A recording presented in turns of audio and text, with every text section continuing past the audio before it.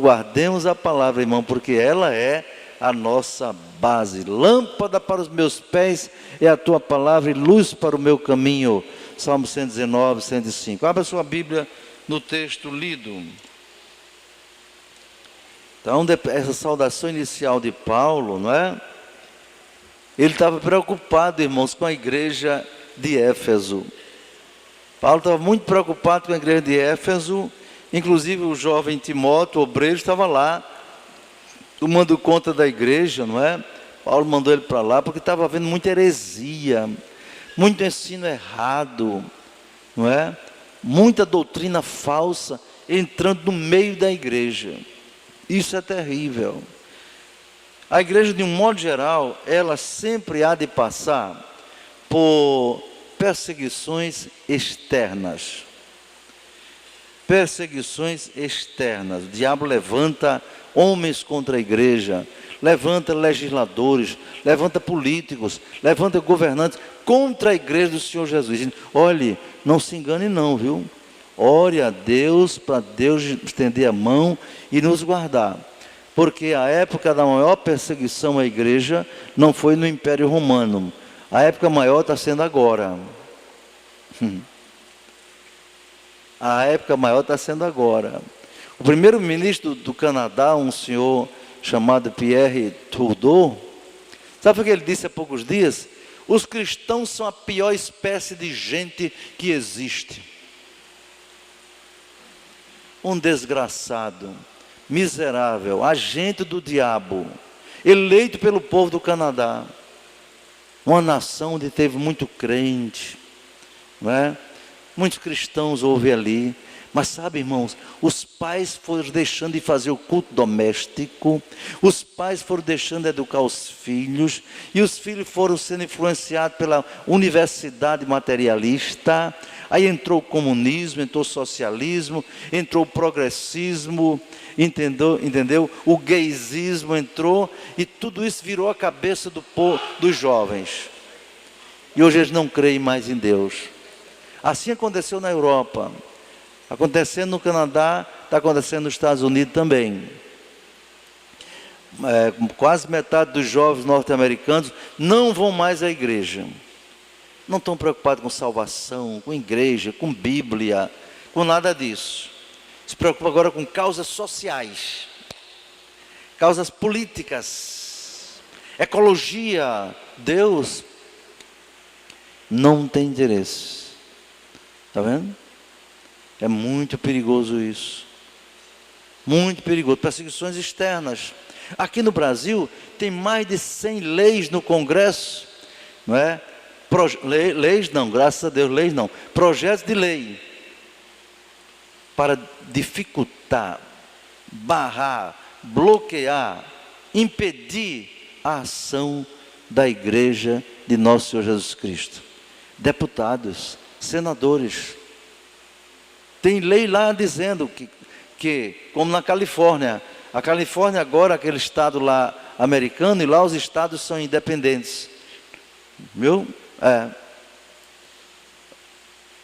Na Califórnia, os deputados aprovaram uma lei para obrigar os pastores a não pregar o que a Bíblia diz sobre homossexuais. Está vendo? Graças a Deus, os irmãos já se levantaram com força lá. A Associação do Cristão já estão batendo de frente com essa praga, dessa coisa do Satanás. Mas está lá aprovarem uma lei. O pastor pode ser preso se ler um trecho bíblico contra homossexuais. Que história é essa? Pode ir para a cadeia, mas nunca vamos deixar de pregar a palavra de Deus, meus irmãos. Quem dá glória a Deus por isto, ore a Deus. No Brasil, do jeito que as coisas ia nesse caminho, viu? Ia para esse caminho, porque os governos anteriores eram comunistas, entende? Que desejavam implantar no Brasil um regime semelhante ao da Venezuela. Deus não deixou. Glória a Deus por isto, viu, irmão? Deus não deixou. Então Paulo preocupa. Sim, isso é opressão externa. Mas tinha também na igreja de Éfeso pressões internas. perseguições internas. Quando você é atacado por inimigos externos, é compreensível. Mas você ser atacado por inimigo dentro da sua própria casa, é terrível. E às vezes com a casa dividida contra si mesma, não pode prevalecer. Viu? Não pode. E o diabo quer jogar problema, divisão dentro da própria igreja, irmãos. O irmão teve uma visão, eu li isso há uns 40 anos mais ou menos. Uma visão. Qual foi a visão? O irmão teve a visão, uma igreja, irmão. A igreja estava cheia de gente. Aquela igreja ganhava almas para Jesus. Não é? Aí começou a ganhar almas e o diabo então ficou preocupado com aquela igreja e reuniu os demônios. Fez uma assembleia demoníaca lá no inferno, no Hades. E disseram, olha, temos que fazer alguma coisa para barrar o crescimento dessa igreja, para impedir que eles continuem tirando as almas do nosso controle e passando para o Evangelho. Aí o Satanás dando uma de democrata, né? Qual a opinião de vocês? Temos que tomar uma decisão. Aí um demônio dizia uma coisa, outro dizia outra, mas a assembleia dos demônios não aprovava não. Até que teve um que disse assim, olha, eles estão muito unidos lá, estão pregando o Evangelho, eu vou fazer o seguinte, vou preparar um pacote de dissensão. Eu vou promover uma dissensão entre eles. E vamos ver se não vai dar certo. Aí eu aprovado, eu apoio. O diabo disse, então você está com liberdade para fazer esse plano infernal contra aquela igreja. Irmãos, e aquele irmão teve uma visão que o demônio, sim, antes de exercer esse plano final, tudo que diziam que era para fazer, iam lá, os demônios iam lá, tentando impedir a igreja. Quando os demônios se aproximavam, aí ele disse que o povo dava muita glória a Deus, muita aleluia, e cada vez o povo gritava glória a Deus, aleluia, saía fogo, e que os demônios tinham que correr com medo da igreja. Por isso que a igreja muito calada não é bom não, viu irmão? É melhor dar glória a Deus, aleluia, viu? E cada vez, quando a gente glorifica a Deus com poder, o fogo do Espírito Santo se manifesta e afasta o mal. Tenha vergonha da glória a Deus não, né? Muitas igrejas tiveram vergonha da glória a Deus, bate só palma. Eu não sou contra bater palma quando diz assim, palmas para Jesus, tudo bem. Porque palma você bate para o cantor, palma você bate para um político, palma você bate para um artista, não é?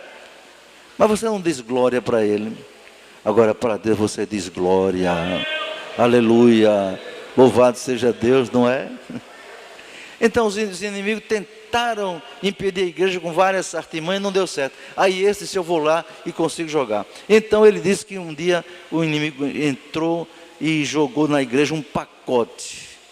E ninguém percebeu. Houve uma falha, ninguém percebeu aquela artimanha do maligno. Já na outra semana começou a haver confusão. Briga entre os crentes, dissensão, lá vai. Daqui a pouco tinha crente contra o pastor, grupinhos, panelinha na igreja, uma confusão tremenda. E aquele demônio foi muito elogiado. Mas rapaz, você é o cara. Você conseguiu uma coisa que a gente tentou tanto tempo, não é? Ele disse, pois é. Você estava atacando aquela igreja de fora para dentro. Eu joguei uma coisa para atacar ela de dentro para fora. Divisão, dissensão, confusão, intriga, desunião na igreja. Causa um mal-estar muito grande. Por isso é bom, como diz o Salmo 133. Ó, quão bom e quão suave é que os irmãos vivem em união. Não é? É como o óleo precioso que desce sobre a cabeça, passa pela barba, a barba de Arão e vai até a orla dos seus vestidos. É como o orvalho de Sião sobre os montes, o orvalho de Hermon sobre o monte de Sião. Porque ali o Senhor ordena a bênção e a vida para sempre. Irmão, quer ter bênção, quer ter vida, quer ter saúde, seja unido, dê união, vive união. Que a união é fruto do amor. O amor a Deus em primeiro lugar, depois o amor a uns aos outros, não é? Glória a Deus por isso. Então Paulo estava preocupado com as divisões internas dentro daquela igreja, uma igreja nova, fundada há pouco tempo, não é? Numa das suas viagens missionárias. Aí ele vai se dirige ao Timóteo, não é? O pastor Timóteo, e diz: olha, Timóteo, como eu te roguei, quando parti para a Macedônia, que ficasse em Éfeso. Para quê? Para divertir alguns que não ensinem outra doutrina. Outra doutrina, irmão.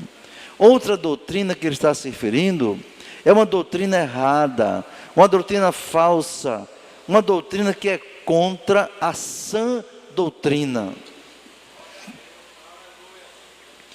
Não é todo ensino que é doutrina, viu?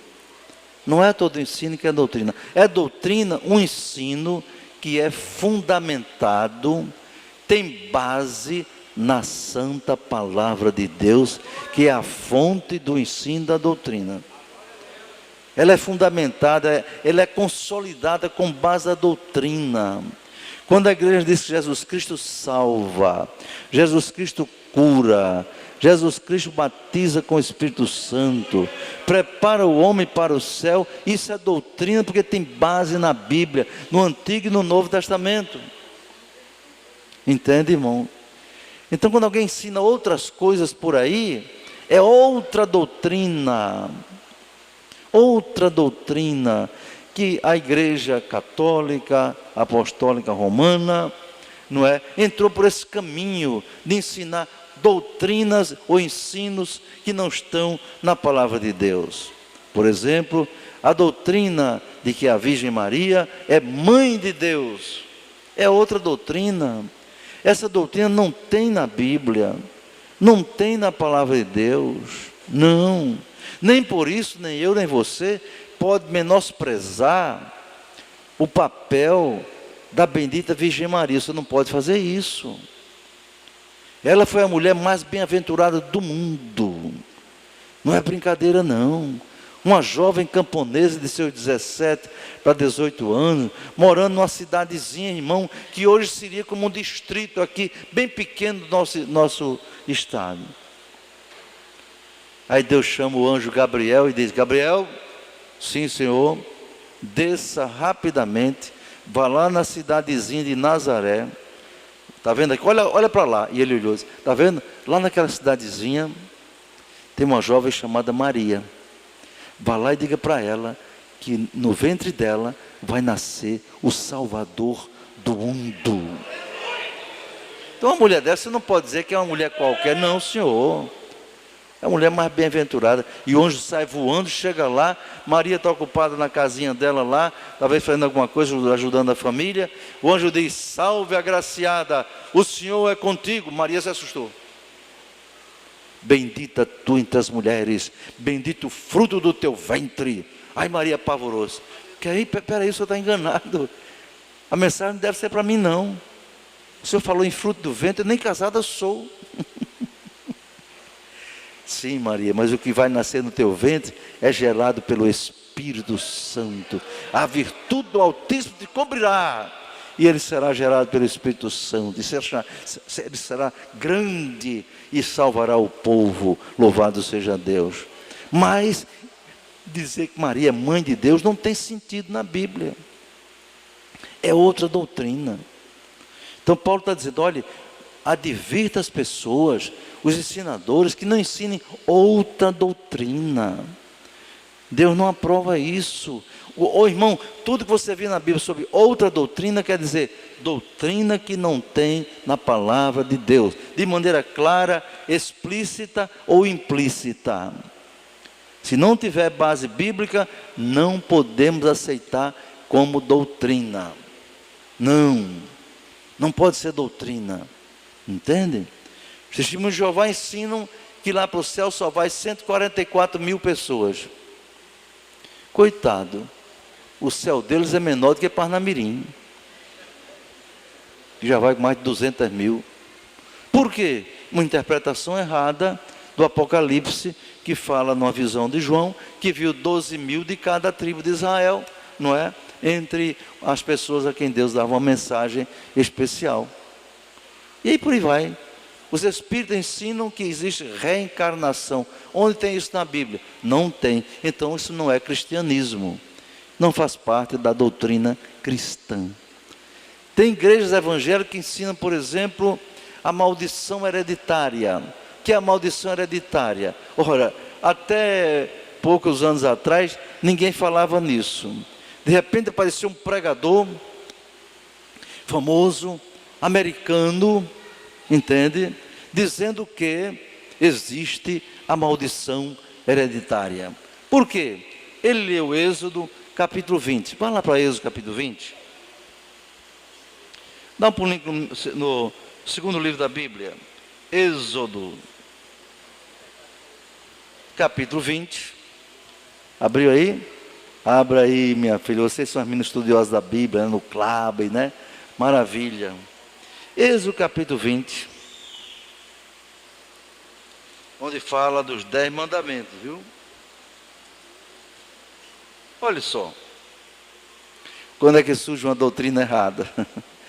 E geralmente essas heresias partem de alguma coisa da Bíblia que eles interpretam errado. Êxodo capítulo 20 fala do primeiro mandamento, não adorar as imagens de escultura, não ter outro Deus, etc. E ainda, no versículo 5, vocês vão ler comigo, eu gosto da igreja lendo comigo, que aí todo mundo está bem atento. Êxodo 25, vamos ler, 1, 2, não te encurvarás a ela, nem as servirás, porque eu, Senhor teu Deus, sou Deus zeloso, que visito a maldade dos pais nos filhos, até a 3ª e 4ª geração daqueles que me aborrecem. Pronto, eles pegaram esse versículo e disseram, olha, está vendo aqui? Maldição hereditária. Deus faz a maldade ir na pessoa até a 3ª e 4ª geração. Pai, filho, neto, bisneto, tetraneto, a maldição vai de pai para filho, a maldição é hereditária, então passa pelo ventre da mãe, entendeu? Eles dizem isso, irmão.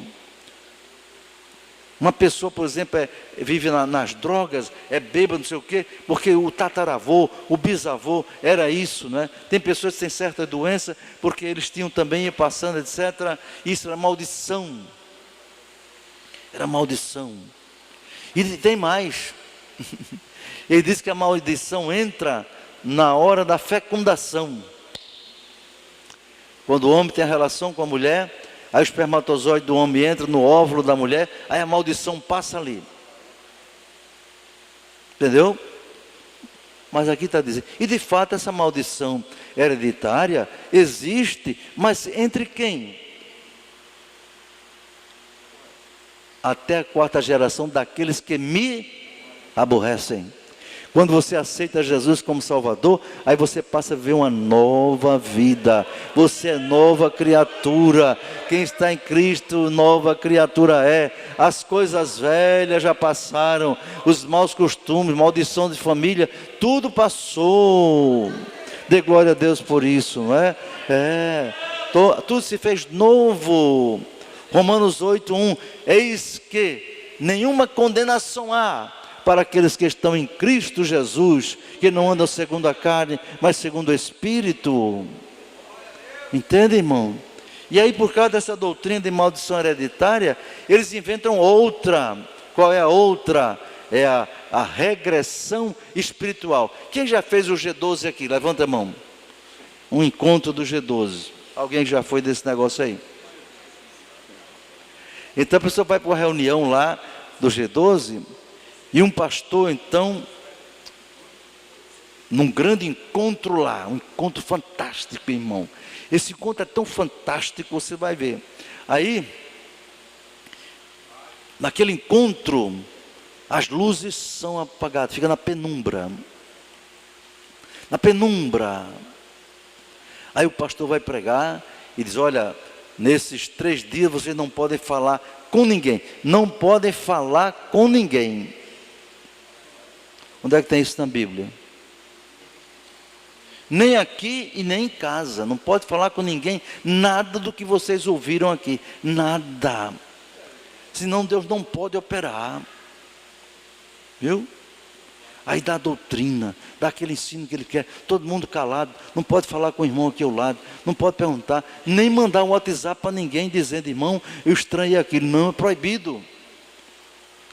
Aí eles falam que a maldição hereditária. Olhe, nós precisamos hoje expulsar a maldição hereditária, que veio pelo seu avô, bisavô, tetaravô, não sei o que e tal. As pessoas ficam lá, naquele clima. Aí botam uma música também. A música tem que ser bem suave. Olha, lâmpada apagada, penumbra, luz bem... a música bem suave, tipo New Age. Entendeu? Ela vai. As pessoas ficam naquele clima. Terminada aquela pregação, ninguém falou com ninguém. Bem, meus irmãos, agora chegou um momento muito importante. Agora vocês vão orar e vão procurar fazer uma regressão espiritual para descobrir onde foi que entrou a maldição hereditária na sua vida, em que ano, em que hora, em que lugar. Aí todo mundo lá.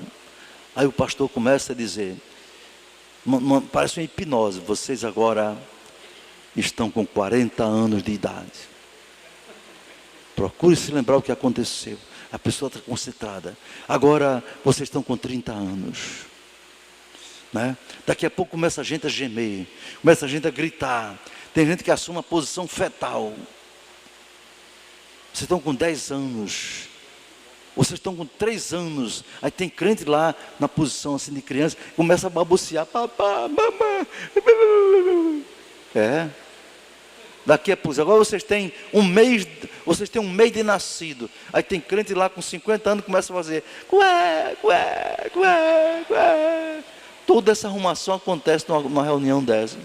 Daqui a pouco ele diz: vocês agora vão regredir até o útero da sua mãe. Escute a batida do coração. Escute no útero da sua mãe. Aí vai, aí tem gente lá que fica como criança, irmão, assim, em posição fetal, começa a chupar o dedo, gente com 50, 60 anos. Viu? Isso é regressão hipnótica. Eles chamam regressão espiritual. Onde é que tem isso na Bíblia, meu irmão? Onde para você expulsar a maldição tem que ter regressão? Onde tem isso na Bíblia? Isso um pregador inventou. Recebeu uma revelação. Toda heresia parte de alguém que diz que recebeu uma revelação especial. Se a revelação não tiver de acordo com a Bíblia, não tenha medo nem aceite, porque a palavra de Deus ela que é a base, o fundamento para qualquer ensino. Chega o desplante e diz: olha, preste atenção que agora vai entrar o espermatozoide no óvulo da sua mãe. E olha aí, a maldição pode ter entrado por aí. Aí tem gente que grita, se contorce, berra, grita e tal. Quando termina aquilo, aí tem outra sessão. Agora vocês vão confessar os pecados. Todos os pecados da sua vida, escrevam no papel. Aí já tem um papel e as pessoas vão escrevendo. Escreva tudinho. Numere aí, 1, 2, 3. Tem gente, claro, que vai com 150 pecados, outros com 30, 50, 40, 10. Escreve tudo aqueles papéis. Agora, aí lá fora já tem uma fogueira acesa. Vamos jogar esses papéis, vamos queimar o nosso pecado no fogo. Meus irmãos, tem gente que saiu da Assembleia de Deus para lá, não é? E faz isso. Joga aquilo lá e dão glória e tal. E pronto, aí o pastor, pronto, agora você já... expulsaram a maldição hereditária e agora seus pecados foram queimados. Agora você pode ficar tranquilo. Agora que vocês são salvos, agora, somente agora. E tem crente cego da Assembleia de Deus, batizado com o Espírito Santo, que diz: irmãos, eu perdi meu tempo na Assembleia de Deus. Agora sim eu descobri a salvação. Eu vi Deus face a face. Mas eu pergunto: onde é que tem isso na Bíblia?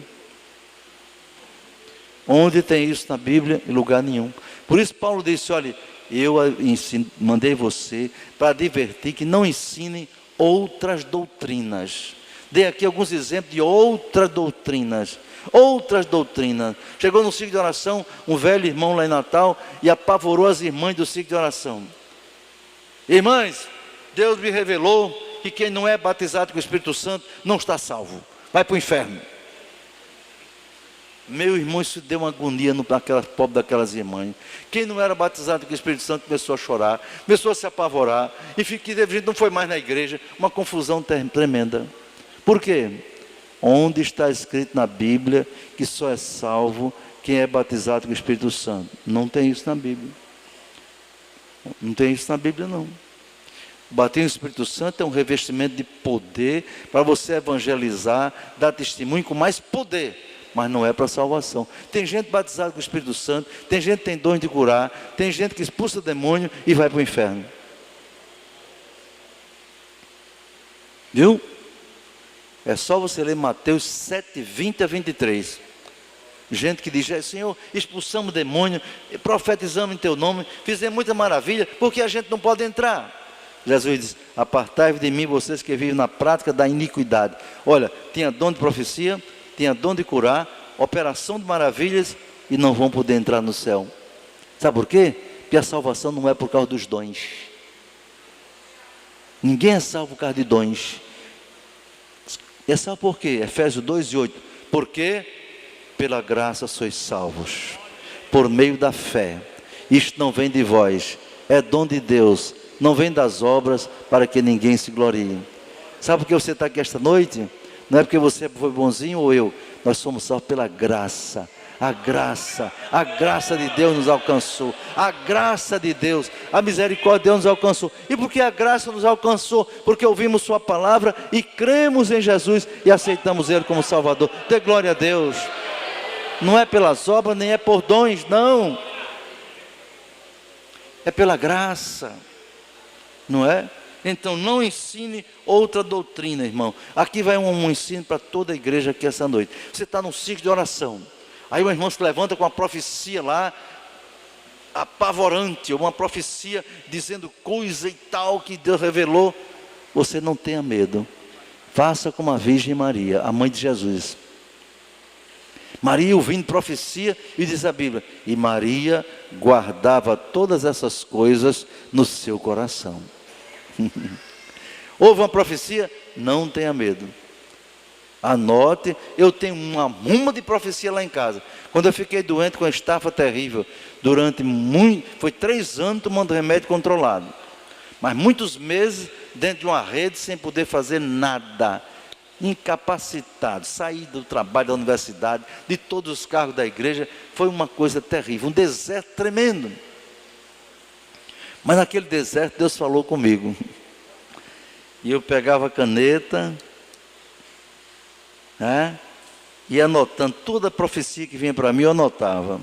Dia tal, através da irmã fulana, Jesus falou isso assim, assim. E aguardando. Sabe o que aconteceu? A maior parte daquelas profecias se cumpriram na minha vida. Outras não. Porque outra regra para você conhecer o profeta, está escrito lá em Deuteronômio, se não me engano é 28. Quando o profeta falar em meu nome e acontecer, é porque eu falei. Mas quando o profeta falar e não acontecer, o tal profeta falou com soberba: eu não enviei. É o teste, é o teste. Outro teste. Veja se é de acordo com a palavra. A profecia pode ser a mais bonita do mundo, ou a mais terrível. Quero ver se está de acordo com a palavra. Se não tiver, é balela. Mas também você não pode dizer, quando ouve a profecia, isso é do diabo, isso é da carne. Não, tem coisa que tem coerência, mas você tem que deixar, ver se é de acordo com a Bíblia, e deixa o tempo passar. Não é? Deixa o tempo passar. Já teve alguém que saiu lá do banco da igreja, veio aqui junto de mim e disse: olha, Deus mandou dizer que o senhor faça isso. Digo: tá bem, meu irmão, eu vou orar para Deus me dirigir nesse sentido. Deus nunca me dirigiu. Então, é o desejo dela que aquilo acontecesse. Velhos pastores ensinaram a gente, os mais novos daquela época: A igreja não se dirige por profecia. Igreja não se dirige por revelação. Igreja se dirige pela palavra de Deus. E a profecia maior é a profecia mãe.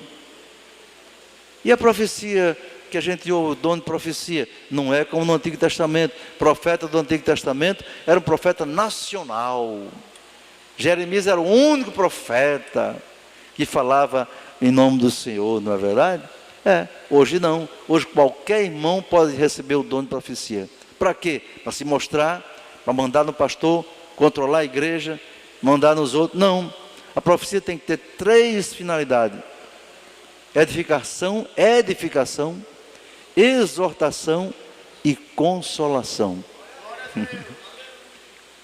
Eu me lembro que uma vez eu estava dirigindo a mocidade, irmão. Aí levantou-se um grupo de jovens. Eu dirigia a mocidade Natal. Então, minha maneira de ser era aquela e tal. E um grupinho de jovens entendeu que eu não era usado por Deus. Então eles se reuniram e começaram a fazer reuniões na casa deles. Toda semana na casa de um deles. E formaram aquele grupozinho que acabou cabendo numa Kombi, não é? E aquele grupo desapareceu da igreja.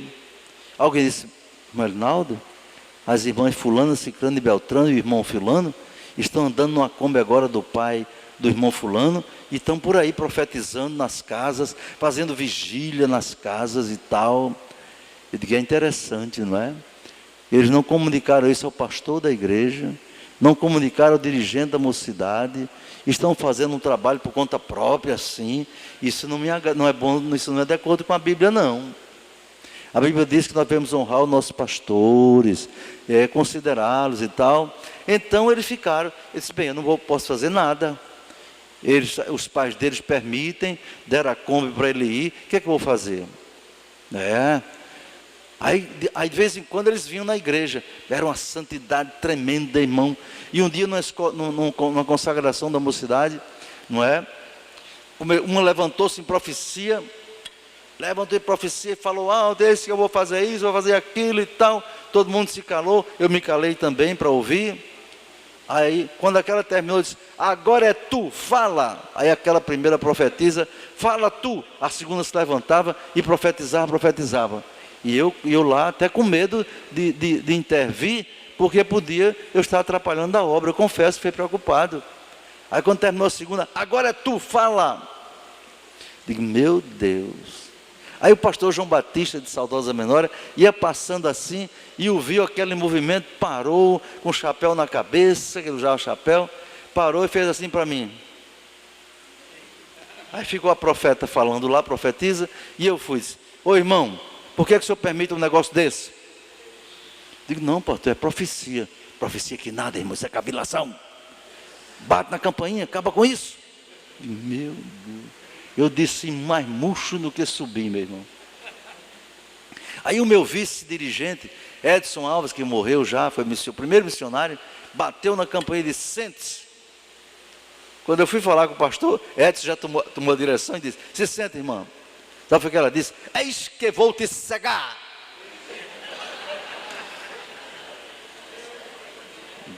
Brabo mesmo, Deus dela, vou te cegar.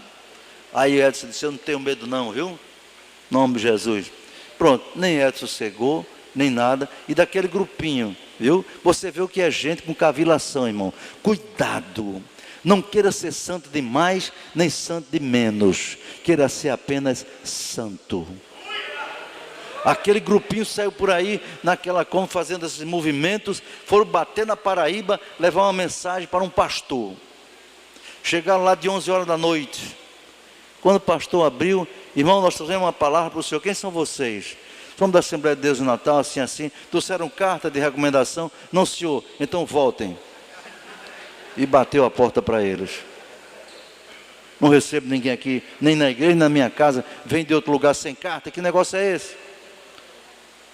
Para você ter... Agora todo esse pessoal se acha mais santo do que o irmão Elinaldo lá na direção.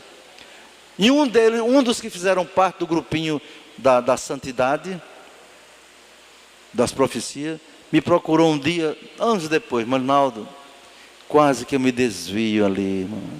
Eu comecei a seguir aquele grupo, não é? Era na Kombi do meu pai. Toda semana a gente fazia vigília na casa de um. E um dia eu estava na casa de um irmão lá, ou de uma irmã, e todo mundo orava, até aquele grupo de 7 ou 8 jovens. Não tinha adulto no meio não, era só jovens. Irmão Rinaldo, e a gente cansado deitava no chão. Deitava no chão, era tanta profecia, tanta coisa. E ele era noivo, e eu era noivo. E uma profetisa levantou-se uma vez e disse: meu servo, eis que a tua não é aquela com quem estás noivo. E disse: pastor, eu fiquei apavorado. Já estava marcado o casamento. A tua é o vaso que eu estou usando.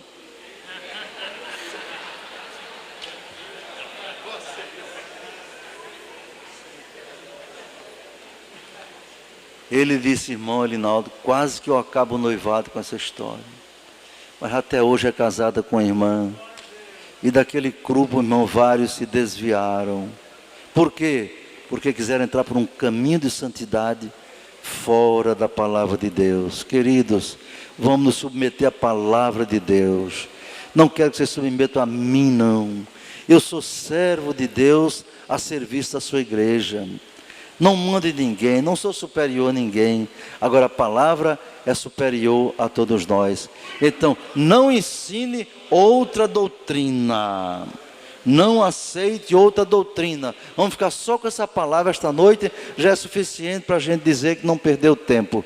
Não aceite outra doutrina. Não aceite outro evangelho.